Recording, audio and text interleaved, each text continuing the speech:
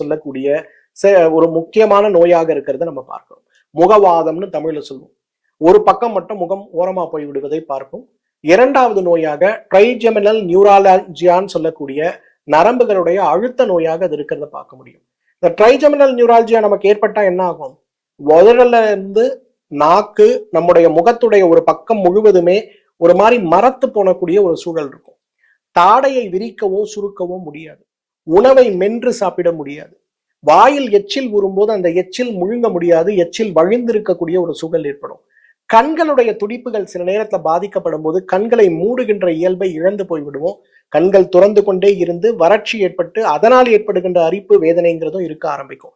இந்த ட்ரைஜெமினல் நியூராலஜியாவில் ஏற்படுகின்ற வலிகளுக்கும் சரி, இது ஏற்படுவதற்காக ட்ரைஜெமினல் கேங்லியான்ல ஏற்படுகின்ற அழுத்தங்களையும் சரி மிகப்பெரிய அளவில் குணப்படுத்தக்கூடிய ஒரு அருமருந்து தான் இந்த அதிமதுரம், சோம்பு, சுத்தி செய்த கொடிவேலி வேர்பட்டைன்னு சொல்லுவோம். இந்த மூன்றையும் 2 கிராம் அளவுக்கு எடுத்து 300 மில்லி தண்ணீரில் இட்டு கொதிக்க வைத்து 100 மில்லியாக குறைத்து வடிகட்டி காலை ஒரு வேளை மாலை ஒரு வேளை நாம் எடுத்துக்கொள்ளும் போது நமக்கு மிகுந்த அளவுல இந்த ட்ரைஜெமினல் நியூராலஜியாவுடைய அந்த பெயின் குறையறதை நம்ம பார்க்கலாம்.